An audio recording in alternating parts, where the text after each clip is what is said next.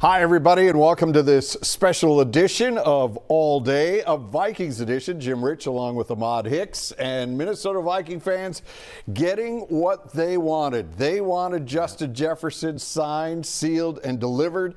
And Justin gets what he wants as he becomes the NFL's highest paid non-quarterback in NFL history. Man, $89 million, guaranteed $140 million extension. That sure sounds good. I mean, he's swimming in the money right now. I know he has a really nice Maybach that he had last season, and he had a chauffeur that would drive him to games. I'm sure he'll have an even nicer car next season. You look at this deal, though, and the Vikings, we said it every single time that this dragged on and on and on and on. It's going to cost you more and more money. Yeah. Every day, basically, another $1 million. They could have had him signed. The reports are now around $29 million last going into training camp. It didn't work out. Now that went up $6 million. The total package is pretty monstrous. Do you think the Vikings are happy with where they had to come up to get Justin? Happy? I mean, are you ever happy giving up that much money to one player? No, I mean, but they're thrilled. They keep their guy in town. They don't have to worry about anything. Their offense is set. That's what I love most about this deal. You got J.J. McCarthy on a rookie quarterback contract deal. You got running back position. They'll have to upgrade, obviously, with Aaron Jones and you know that. But you got T.J. Hockenson, one of the best tight ends in the future, locked up for the next 3 to 4 years. You got Addison for another 3 to 4 years. Now you have Justin Jefferson for another 4 years. So it's like everything's good for J.J. McCarthy in this offensive line, especially with Christian Darrisaw there at left tackle. So now you just need to kind of save some money and pay other defensive guys. But no, it's great news for the Vikings. They're good because you know Kevin O'Connell, he's an offensive-minded guy. So as long as they're able to score points, he's going to be okay. All right. I think it's obviously a deal that they needed to get done. But I'm going to play the devil's advocate here. You just were complaining about the fact that Kirk Cousins was getting all this money all the time. We heard people barking that, oh, it's hamstringing the franchise. They can't do anything. They can't add people because they're spending so much on one player. Now you're doing the same thing at a wide receiver position, and you do not have a franchise quarterback right now. You do. Well, do we? We don't know. How many rookies have we seen in this league get drafted and then all of a sudden don't pan out? Sam Darnold, hello, you're here now because you didn't pan out in New York. I think and again, I'm just taking the devil's advocate. I'm just saying what you think. I think they have their guy. I mean, J.J. McCarthy may not be the answer, but he surely will be for the next 4 to 5 years. I mean, there's nothing they can do right now, especially not having that draft capital and things like that. They have to pretty much lose in order to go get another good quarterback or give up a ton of assets and whatnot. So I think right now they have their guy. Yes, you did pay a lot of money to one guy. Will that hinder you?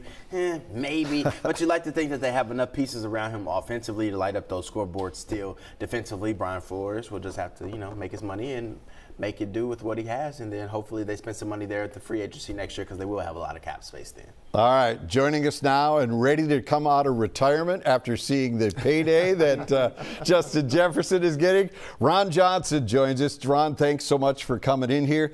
And your initial thoughts, because we've not heard from you. We know that you were in JJ's corner wanting him to get this kind of deal, but now that you see the size and scope of this and the length, how do you feel about the Vikings moving forward?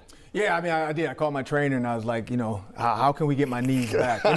When you look at a deal like this, like the first thing I did, I text Chris Carter. Chris Carter and I were talking about this, and then I text a couple of Roy Williams from the Cowboys because of CeeDee Lamb. He texted me this morning randomly, sent me our picture from when we were in the league together doing our rookie premiere, and we were talking about all the steps that led up to this. You look at receivers before him, Randy Moss, and so on and so forth, and all these guys wanting big deals. Tyreek Hill, talking about I want a deal, and the Chiefs saying no. Go ahead and move on. So there was a lot of factors in this. I think people were thinking this could be a Tyreek Hill situation. It could be a Stephon Diggs situation. Right.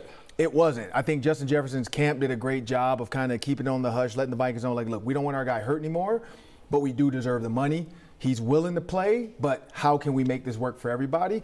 The deal is only $110 million guaranteed. I mean, I say only. It's a ton of money. Correct. But I think it works for everybody because with that 110 in that fourth year, he can extend again to maybe help the team out as an older receiver now. He's got his payday. He's got his money that he can live off of. And I think for the Vikings now, if they have to sign J.J. McCarthy to an extension at that time or give him some type of Joe Burrow or Patrick Mahomes type of contract, they have the room because Justin Jefferson will only really be on the books for 3 years.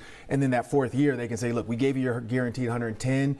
Do we want to give you another 30? Maybe let's drop it down to 22 a year or something like that and give you a longer deal to make you a lifetime Viking and don't let you get out of the building when you see Randy Moss in like Raiders uniforms and New England Patriots, all that stuff. You're like Chris Carter going to the Dolphins. You don't want to see Justin Jefferson doing something like that. And I think that's what the big part of this deal is. But Ahmad was right. This also gives them 2025 money to now go out and make sure this defense is set. Harrison Smith, this is probably his last year, maybe one more, but this is most likely his last year. How do they move on from that Harrison Smith? And you see the youth movement within Grenard, Blake Cashman. I got to hang out with those guys, the CJ Helms, fundraisers, the MC. And just being in that locker room, being down in the dugout with Ivan Pace, you can tell the difference. The defense, not say because they won a softball game, it's a defensive-led team now, but they did win the softball game. The defense came through, did they? Killed CJ Helms' team. CJ Helms, really? You were an embarrassment to softball. No, but they did. They lost the game, but you could see the way the defense was just together, the way they were hanging out together, the way they were celebrating together. And the offense, you could tell. I mean, J.J. McCarthy and him and Sam Darnold were playing third and shortstop. You can see they were trying to figure out who's the alpha. Like, is the shortstop the guy? Is this Alex Rodriguez or Derek Jeter's team? And then the offense, you didn't have a guy there. Like Aaron Jones is the new running back. He really can't step up and be a guy yet. Justin Jefferson wasn't there because he hadn't signed his deal yet. So I think now you're going to see what this team really looks like when JJ comes back to town, because now they're going to be able to create that offense around him with whoever's the quarterback. And then also the defense, though, they're set. They're a bunch of buddies. But this deal had to get done. Yeah, I agree. Ron, spot on. I mean, so a lot of money spent. Yeah, a lot of money spent, but the money is well worth it. I mean, you look at the amount of receiving yards he's had since he's came in the league, nearly 6,000 receiving yards. No one else has done that in the history of the National Football League. This deal set him up there to where he gets, I think, $26 more million guaranteed than any other wide receiver in the National Football League. It's what it's deserved. I mean, everyone has come out and said it's well deserved. He's worth every single penny of it. The catch radius that he has. I was looking at a highlight film that somebody posted earlier of Justin Jefferson, and I'm just like, I don't think people understand how hard it is for some of these passes that he's catching, and he makes them look so easy. And I'm like, dude, that's why he deserves all that money, because he's a quarterback's best friend, and they know they can always rely on number 18 if he's single cover, double cover, or triple cover. The question will be in 2 years or a year or a couple months. If CeeDee Lamb or Jamar Chase try to trump his number and say we want more than Justin Jefferson, what does that do for Justin Jefferson? Drew Rosenhaus was already on TV earlier today talking about how the Miami Dolphins and Tyreek Hill are in talks to make him now the highest paid wide receiver yet again. So I think it's just a domino effect here. It's like, all right, well, that's why Justin Jefferson waited. That's why you didn't want to sign last year, because if he would have signed last year, there would have been so many people leapfrogging him. Then he would have had to look like a Stephon Diggs going back to the Wills. Like, look, I need more money. Like, I can't be the 7th highest paid receiver posting 1,000+ yards in only 10 games and things like that. So he did good by waiting. As I said, the longer he waited, the worse it was for the Minnesota Vikings. But honestly, it's a good deal for them. $110 million guaranteed over the next 4 years. I mean, that's pretty good, for a top dollar receiver in the National Football League. Because one thing people were talking about was the over $28 million offer last year, but it was a longer deal. And I think that's the key too. He didn't want to be in a 4 or 5 or a 6, 7, 8 year deal. Why do that when you don't know the quarterback? Because everybody thought it was Kirk. It has nothing to do with Kirk Cousins. It's just, who's my quarterback? I'll give you 3 years, and then let's see what happens after that. All right.